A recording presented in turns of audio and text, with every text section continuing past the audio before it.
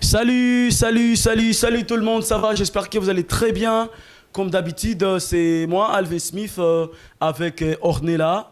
Normalement, nali kugira avec kugira ngo uce wivuga. Trop tard. Nta na kimwe tuzokuramo. Jewe kamera yanje nijya, we yawe niyi ijya dufata twese.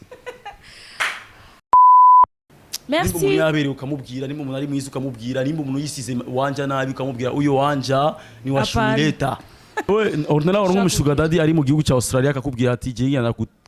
kuri tikende guzi ino wobigenza gute? Noge. Nkuko umugore wanje naje harigeze kuza amajamo nkayo ngo umugore wa Alvin arahena ngo ibiki nibiki. Je ndibaza yuko umuntu wese afite inyambaro yiwe sivyo? Kundira abakobwa bahena man. Bare bahungu baraba. Hama nta para bahungu nta muntu numwe adakunda umukobwa ahena. Ikindi na type party ibonese ucomera ko umuntu yahenye.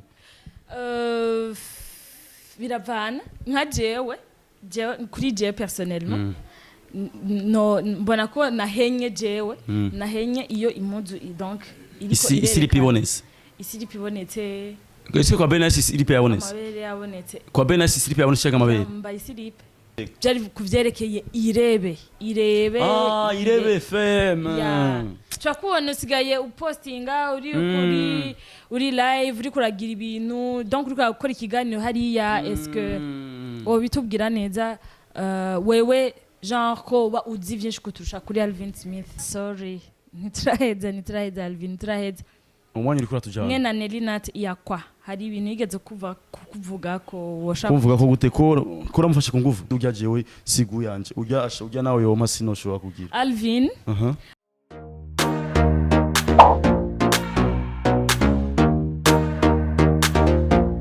Kazwa TV.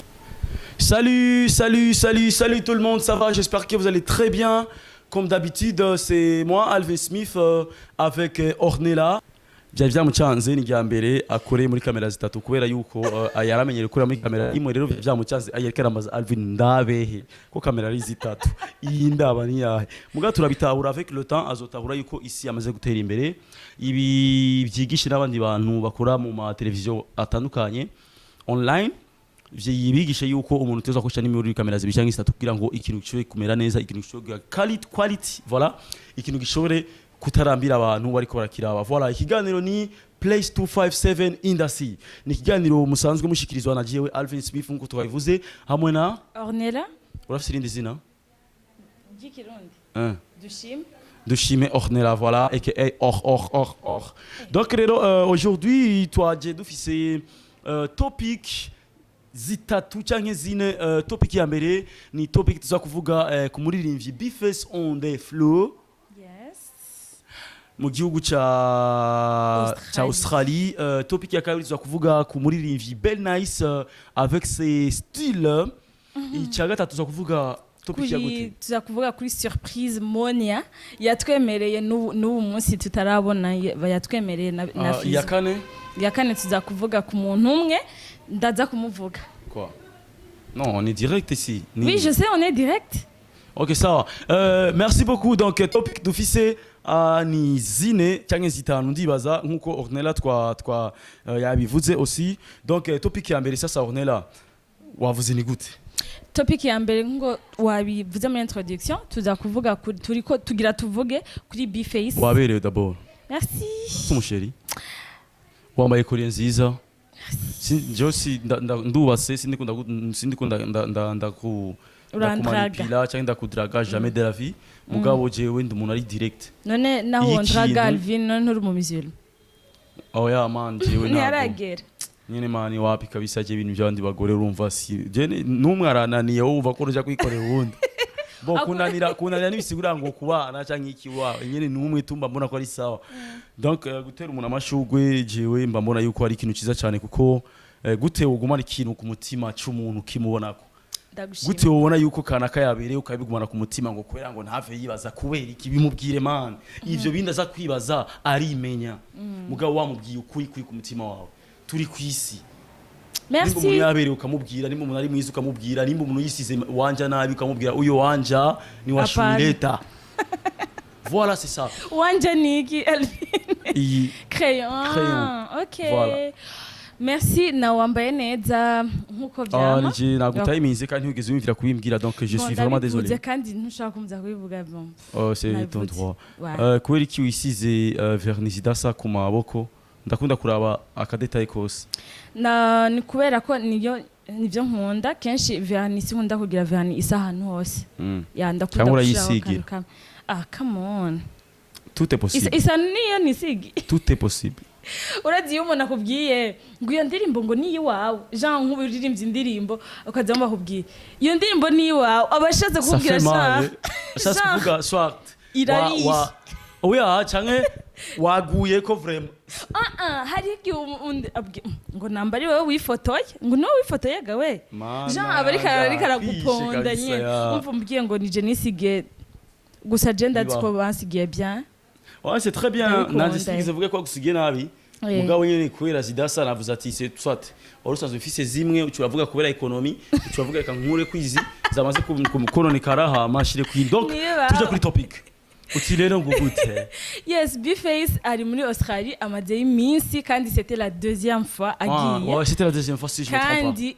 les rumeurs bavuga yuko ashobora kuba yagiye ebana ngo yakurikiye umushugamami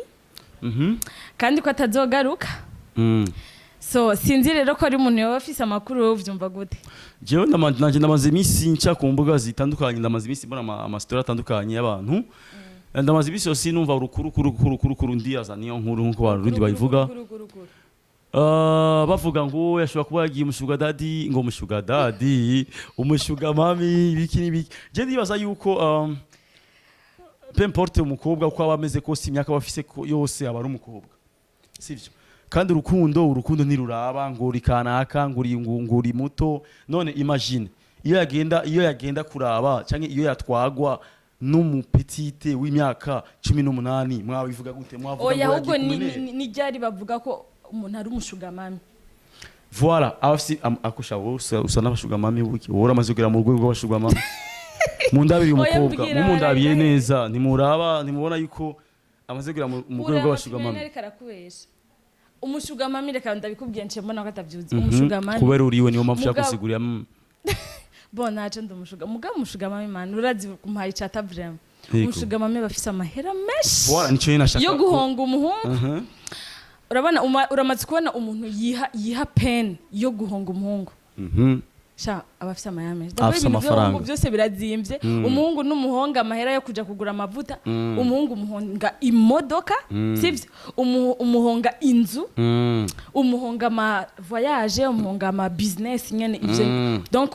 iyo ugeze kuri urwo rwego urashobora kuba umushugamami so jewe ndabifashe nka compliment de umushugamami urumva ivyo bintu byose kenshi hari n'igihe abana kurusha imyaka hari kandi kenshi abari nk'umuntu ari mariye cyangwa igeze kuba mariye akuruta cyane nka kujya kwa basi kwa Zari na nujya muhungu ntibiraba ku myaka donc je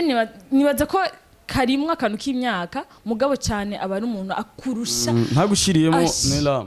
il faut que tusigura tumenye umushugamami ni gutangura kuri tel âge kugera kuri tel âge uba uri muri catégorie y'abashugamami donc disons nk'umukobwa wa 40 ans niwe nje ndibaza yuko niwe twovuga twokwita umushugamami ko sinibaza yuko umumama wa 35 ko yoba umushugamami none umumama wa 35 akundanye n'umuhungu wa 25 uwo mumama wa 35 akaba afise amahera menshi bon akaba afise amahera n'ibintu byinshi urumva ubonye vraiment z'umukobwa wa 25 afise ivyo bintu byose agahonga umuhungu nawe nyine uca yitwa umushugamami amugize amuhonze umuhungu aruta umukobwa akaza afise 25 agakundana n'umuhungu wa 20 hama akaza aramutamo umufungo nawe nyine acaja muri kategori y'abashugamami donc umushugamami n'umukobwa bafise amafaranga menshi ntibiraba imyaka rero nibatse ko imyaka vraiment ça compte pas je ndibaza ko ça compte ku myaka kugira ngo bashobore kuvuga ko kana kari umushugamami ça compte ku myaka aussi anyway ivyo vyari agaciyemo rero uvuze rero ngo mugenzanje rero ngo yarongoye bana bamurongo none nimba ari uko urumva rero Bface ni ataramuka jino nimuzava muvuga ngo yagiyeyo ngo yakimvye ngo bamutumye mu giteramo ngo yakimvye arashobora kuba yacitse nka kujya yakimvye yagiye yirongeye kuntu yishikira ariko Bface amaze ikingana gute agiye hariya ndibaza ukwezi canke kuburamwo mikeyi amazi myinshi rero imisi myinshi bon je ndibaza yuko nomubwira bonne chance ku cyari cyose barimwo we never know je shobora gushigikira ngo yagi kubashuga mame cyangwa ngo yakimvye ico cyo cyose nyene gikuru nuko yo bara amahoro none ko kwanza ko ryari rya kabiri agiye yaragiye ubwa mbere aragaruka yongera gusubirayo peut-être ari kintu bayibagiye rero ari kintu bagiye yagiye gutora je nibaza yuko bon yo bari business yo bari mu kazi asanzwe akora canke akandi gatandukanye n'ibintu vy'umuziki ugasanga nivyo biriko biramutwara kuko canke ugasanga nyene yironkeye umuntu kuko hari abarundi kazi hariho n'abatari abarundi kazi beza wewe ordinary nk'umushuga daddy ari mu gihugu ca Australia akakubwira ati je ngenda kuri tikende guzi ino wobigenza gute nogenda wogenda donc rero bifese nta kibazo nawe yogenda kwa ngorane nimwe gusa nyene ni topic ya kabiri ngo ni gute topic ya kabiri ni Madame Belle Nice ni madame canke ni mademoiselle ni madame ni cubahiro ubumwubasha umuntu madame je ndibaza umukobwa wese amaze kuvyara acaca muri kategori ya madame madame ni titre baha umuntu umwubashe yego ariko hari undi muntu umwamagaye madame mu bifu abatabizi acabona umengo uri kuramukuza ni droit uti rero ngo vyageze gute je nabonye ahantu umuntu yapostinze nyene Belle Nice yicaye vraiment ku gafoto irya foto ari mu muduga narayibonye est-ce qu'il y a un problème? Non, il y a pas un problème, c'est juste que c'est un peu trop. Trop un quoi? Peu trop muri ndiko ndavuga muri notre communauté, c'est une burundaise, c'est une star aussi, nous n'aboneka. Donc umuntu kugira genre c'est un peu trop. Wayibonye ijya kandi ahigere. Ariko Belle ni nyambaro ziyo? Ego nahari ziwiwe mugabo. Wewe iyo nyambaro wambaye c'est pas trop? Non. OK. Umva rero ndakubwira ikintu kimwe. Ife ko abantu bamenye ikintu kimwe. Bivana n'umuntu aravye ariko. Ego bivana jewe umva. Jewe kabisa ni nkuko umugore wanje najewe harigeze kuza amajamo nkayo ngo umugore wa Alvin arahena ngo ibiki nibiki. Je ndibaza yuko umuntu wese afite nyambaro yiwe sivyo? Kandi hari n'abandi bantu bagenda muri sous-vêtements none ndakubaza. Muri piscine umuntu arinjirana impuzu ntiyamjira na DPS sous-vêtements ntuzenya. Oya ni nkuko muri douche umuntu adashaka kugenda yambaye. OK none ucuvuga umuntu ngo urumva no muri piscine bakwiye kwambara amakanzu n'amakaruvati cyanye n'amakoti. Non pas du tout. Yonika kandi urazi ko turi muri sama qu'est-ce signifie sama? Alvin I know sibyo ni genre OK Joe ikintu nshaka kuvuga sindiko ndavuga ko yari yambaye nabi mugabo contexte turimwo notre communauté burundaise c'est un peu trop like je wanashaka ndakubwire je mba numva umenga umuntu nkuje neza oya like arafise iyindi ngabirano vraiment confidence ego kuko kwambara impuzu ngufi ukamenya ingene witamburikira ukamenya ingene wiyicarira ko nuhene urazi wambaye impuzu ngufi uriko uragenda hari igumiduga cyanyumve none wow kwambara impuzu ngufi kututafise n'umuduga urumva hari ibindi bintu kwanza biteguza kujana mugabo no guma mu muduga urasohoka ugiye muri restaurant ugiye mu isoko ugiye he urava mu modoka ugatambuka umwanya gutambuka rero ucumenya n'ahantu kwanza ugiye sivyo je ndibaza yuko Belle Nice ko yambaye impuzu ngufi je ntaco bintu wabwo je nikundira abakobwa bahena man bare bahungu baraba hama nta pana bahungu nta muntu numwe adakunda umukobwa ahena ikindi naco mu mategeko hari itegeko rivuga yuko umukobwa adakwiye kwambara impuzu ngufi nimba ari uko ifo yuko bafata ibintu byose amakampani yose akora impuzu ngufi canke abantu binjiza amahuzi bazuze bafata impuzu ngufi zose bazuze barazikuramo oya ka ama impuzu bangufi papo y'umuntu yambaye je ndashaka kuba nambaye ikanzu ikaba ndende mugabo kuri wewe yambaye ikakigera none kamera cyo gushaka kwifoto ya Belle Nice cyo kwishirako ucumbwira ahantu Belle Nice we yahenye ni hehe man ndayikwereka basi yinyereke yahenye hehe kuko ni c'est comme si none imagine iyo abayifotoje ahantu kuri piscine yambaye des pièces muri kuvuga ko ahenye muri kuvuga ko yahenye une seule question iyo abara ahantu muri piscine yishaye pembeni yambaye des pièces ndetse rero iyo oya kuri piscine ni kuri piscine none kubera iki none tutahura no ngaho aho ni hehe kwanza dabura ari mu muduga yego ni mu muduga yahenye gute none yahenye quoi il a pris une photo et il l'a publiée ego OK et l'a publié hama kandi umviza parti yo guhena ni ya parti ibonese ucomera ko umuntu yahenye biravana nka jewe kuri jewe personnellement no mbona ko nahenye jewe nahenye iyo impuzu donc isi ripibonese isi ripibonetse ese kwa Ben Nice slip yabonetse amabere yabonetse kwa Ben Nice slip yabonetse cyangwa amabere yambaye slip ntiyambaye niyo yambaye ofet like ahantu igera ya ni slip ya ni kanzu ahantu igera niho slip ese igera tuzikute ko ari ndende ahubwo yahidugije kugira ifotoze ahantu igera niho slip igera sivyo ariko ntiyabonetse ko ari slip slip niboneka ishatse kukubwira iyo muzi yashaka usubirira sous-vêtement okay nico ndiko ndakubwira umviriza rero ndakubwire guhena k'umuntu ibere ribonetse ntaba yahenye aka kantu k'ibere kabonetse abahenye uratahura yofata isolant terisolante agashira kubijya abazungu bagira foi agafuka kakarugo kwibere ahantu hose akahareka ntabahenye uwo mufatirahe niko bibeze amategeko niyo uzobore no hanze umuntu nahena gute akabura arakugara donc ngaho n'amategeko niyo gufata kuko ntubuhenye umukobwa ahena iyo aka kantu kabonese uratahura bisigura ko agafuse ino hose akaboneka ntabahenye mu Burundi nuko nyene ngaho je mvuze jewe uko nize umva ikindi naco kubera iki nivyo nari ko ndavuga iyo bari kuri piscine akifotoza n'ibigidi biboneka ntimwari kuvuga yuko yahenye mwari kuvuga yambaye des pièces chazo muri piscine sivyo kandi mwari kubona ko biri easy ariko kubera yayifotoje uko kandi nta namwe kandi umukondo ntuboneka yahenye gute no aho kuboneka ngaho nibisanzwe ni nkuko aha hoboneka ku maguru ni nkuko aha mu nzosi hoboneka ni nkuko umutwe wobutisukishije anyway biravana sivyo abandi peut-être bashaka kuba barabonye iyo nuzi vuga nta busiri mu mufise nawe mwambari muzu ngufi ntimuzi kuzambarirako ni mwabundi uzoraye bajya bakobwa ba bele bambaye muzu na ngufi ntibagenda baramanura kwera iki abazi ingena igenderako abazi n'ingene yicara wewe uvuze ko kwera uri kuriyumvira eski ndayambaye kubera yuko ntuzi kwitambukira ko kandi ikindi naco wewe ni wandi wambaye peut-être chumanura Oui, il va sûr de toi. Non, c'est pas être sûr de soi-même, il va y a 12, man, il va y a 12. Anyway, very nice. Jewe sinyaza ko ari kibazo kuri jewe but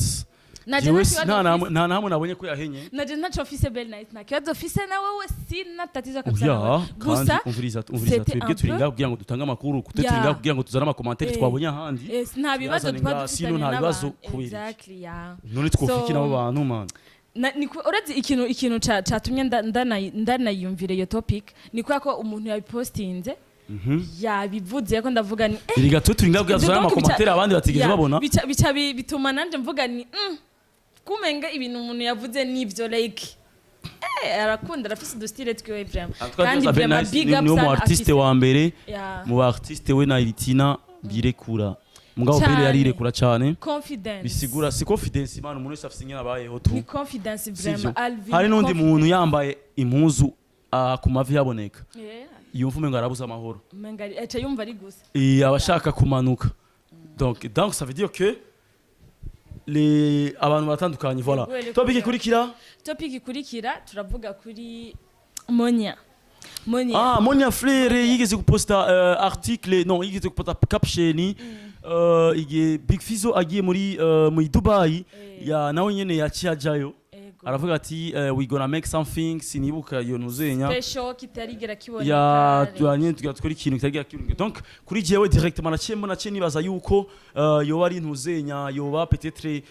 ari ya ndirimbo yabo bashobora kuyiperforminga for the first time kuri stage bari kumwe donc nico cyumva cyaciye kinza bo ndavuga ati donc iyo surprise avuga yuko izo bari akataraboneka bisigura yuko ari indirimbo za kuperforminga mugabo par après twaje gusanga atari ivyo bisigura yuko Big Fizzo ubu akaba yagarutse mu gihugu cy'u Burundi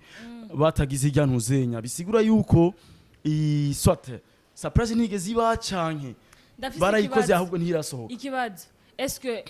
elle a mentionné yuko donc ico kintu kitaraboneka kiza kubera Dubai canke yaravuze ati muri iyi ndwi canke muri uku kwezi nuko Big Fizzo yari Dubai nawe nyina cyagenda Dubai acarandika iyo post bose bari Dubai donc twaciye twibaza rero ko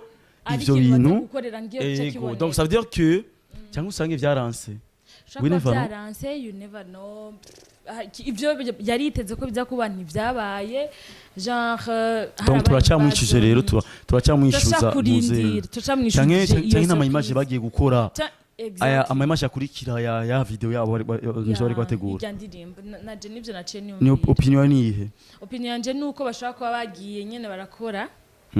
video y'amateka sibyo iri ku rwego basi rurenze ubwo twari tugezeko sibyo donc ibintu vyiza cyane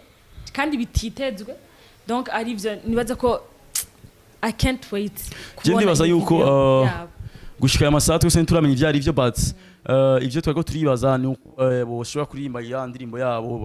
bashoboye gukorana nayo itarashobora gusohoka nico twari ko turibaza but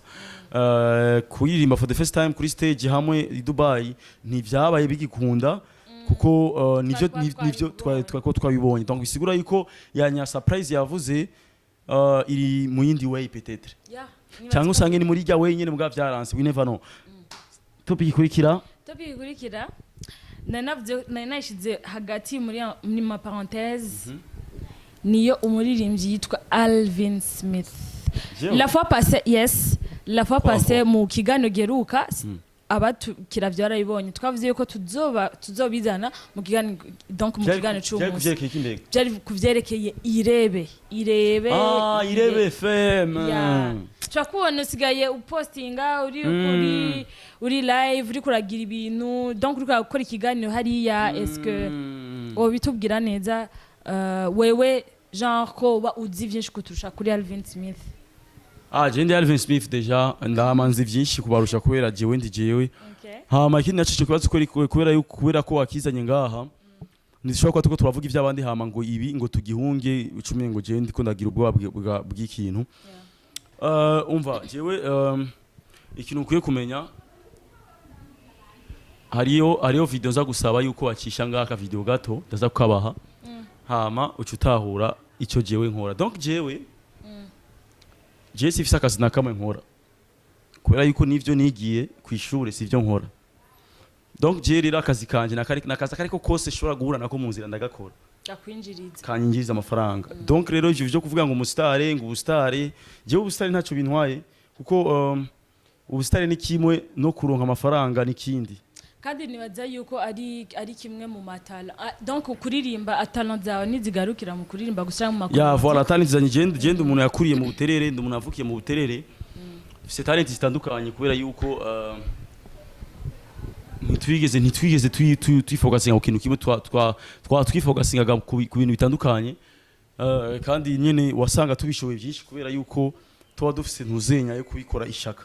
rero sasa kuba je nkora ibintu bitandukanye nje ndibaza yuko ndarondera ubuzima no kurondera ubuzima kandi urumva abantu bose bakritika je benshi ndabaruta ubuzima kandi nkora ibintu byinshi nyene bavuga ngo yiki je ndabayeho neza man je sinidoga sino kubesha reka sinje ngaho ngo uvuge ngo urumva ngo jewe ngo ndi mu artiste jewe muri vya bindi abartiste bavuga ngo abartiste ngo mu Burundi ngo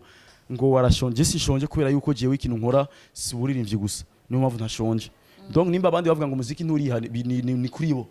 jewe umuziki urariha kubera ko jewe ndaronka akazi kenshi cyane biciye ku muziki ndakora ibintu byinshi cyane byo muri industry kandi abikaniriza amafaranga kandi nkabaho umva jewe sinshonje je nibaze ko abantu bavuga ngo umuziki nturiha baba barindiriye genre kwagenda ama concert voilà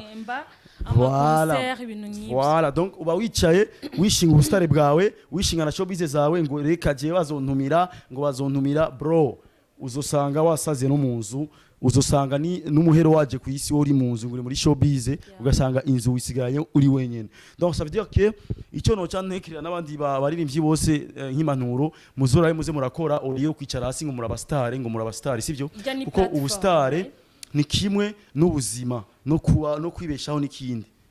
uri umusitare uzi kuba iwanyu atanze upanze atamwana ufise akugora atamugore ata stress ni ufise aho uri umusitare kabisa kuko vyose muhira birahari ariko nimba nuzoguma muhira oya ndiko navuga ariko nimba uzi ko upanze inzu yawe ufise abana ufise umuryango muhira baraba wewe je ndibaza yuko ubustare ntacyo bwo gufasha ukija kurondera akazi kugira ukore ndibaza nasho kwishura nkuko jewe ndavyibaza gusa ndafise ikibazo kimwe nshaka kubaza woshaka kutubwira Alvin uyu munsi ubuzi uri kurakora like jewe ndi umujournaliste wo ku radio Irebe FM kandi kugira ngo banyangaje nuko nagize ama examen yose nagize stage tu barabona yuko jewe ndabishoboye sivyo uko yaba ntabishoboye sinari kujya gukora hajya ko sinari gukora ibintu ntashoboye sivyo jewe ndi umujournaliste wo ku TV online ndafise akazi muri Kazuar TV, ndafise akazi muri Best of 257, sivyo jewe ndi umu acteur, ndafise ibintu byinshi cyane nkora, ndafise amafilime yanje je nyene nikorera, nize production je nyata mu numwe nigishije kubera ubuzima muri yaga aussi ya ni contrat tuba turasanya nk'aba acteur bakomeye nk'aba influencer bakomeye mu gihugu. Aho sina ahantu je ninjiza amahera mu zitandukanye, ndafise aussi n'akazi kanje kitwa uburirimbyi, nabwo nyene ndabukora kandi buranyingiriza, donc ndafise ibintu byinshi cyane binyingiriza. Sindi umuntu arera amaboko. Merci. Je vous en prie. Rero donc ubu turazi Alvin akora iki? Alvin ni kapotele afe icyo cyose kimwingiriza amahera aragikora. Kapotele cyenda kibuka. Yes, entre temps tuvuye kuri turajije ikiganiro cyacu cy'ubu. Oya, sorry, nituraheza Alvin, turaheza umwanya uri kura tujana mwe na Nelinat yakwa hari ibintu yigeze kuvuga ko washaka kumvuga ko gute ko ramufashe ku nguvu urya jewe sigu yanje urya nawe yoma sinoshobora kugira. Alvin nuiri guravuga amajambo menshi, iyi topic ndayibitse. Ni topic yerekeye ibiki? Yerekeye wewe ujya mukobwa yashize ko statut ko wewe yerekeye wewe na n'umukobwa mukina amafilme hamwe na kabosi. Ibyo bintu sishaka kubivuga uwo munsi, vraiment je suis désolé. Naho ubutaha oya bivuge oya ikiganiro Alvin pardon cyangwa ubivuge wewe umushaka kubivuga, reka rero nzobivuga sibyo. Iyo beef irahari. Next kiganiro guys, stay tuned. Okay. Merci beaucoup kwa mwasho kudukurikirana kuganiro cyacu Place 257 Industry cyuno munsi.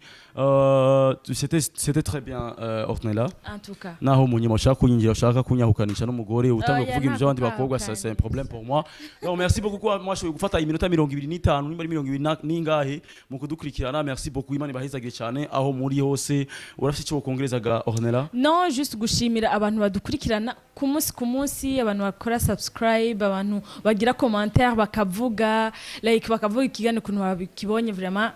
Imana ibahezagire cyane, turabakunda natwe. Voilà, donc kiganiro kihezuku tubabwira ciao ciao, naho ubutaha iyo sujet yavuze jewe nzoraba ngene ayigira. Merci.